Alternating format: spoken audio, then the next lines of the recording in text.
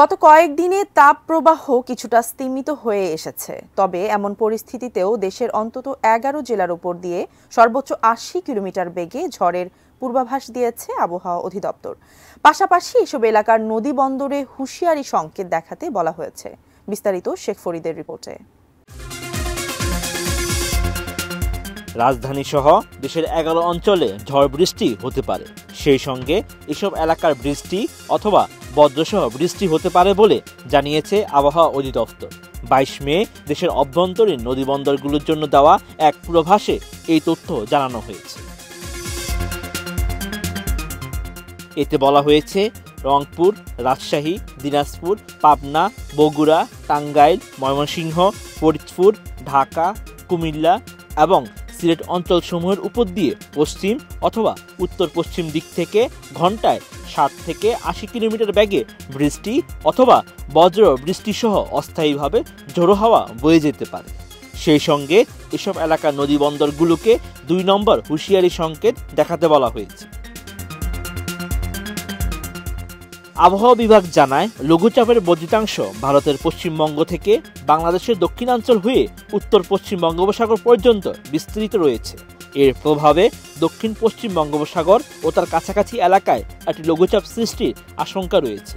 পরবর্তীতে এটি ঘনীভূত হতে পারে।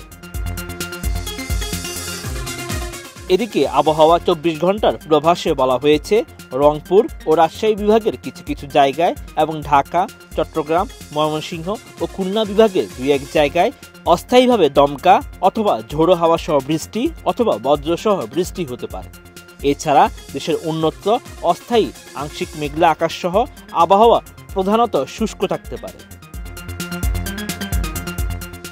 ভীষণ নিয়ে এলো ফুলঝুরি মেগা অফার সিজন 6।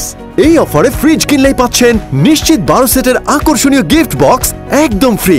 এই সময়ে ঢাকা, নেত্রকোনা, চট্টগ্রাম, রাঙ্গামাটি, ফেনী, কক্সবাজার, বাগেরহাট, যশোর এবং চুয়াডাঙ্গা জেলাসহ সিলেট বিভাগের উপর দিয়ে মৃদু তাপপ্রবাহ বয়ে যাচ্ছে এবং তা অব্যাহত থাকতে পারে এবং বিস্তার লাভ করতে পারে।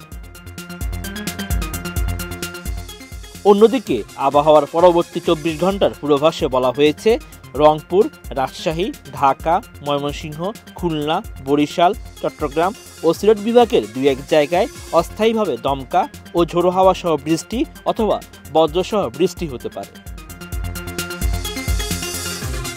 এ সময় দিনের তাপমাত্রা সামান্য বাড়তে পারে, রাতের তাপমাত্রা প্রায় অপরিবর্তিত থাকতে পারে।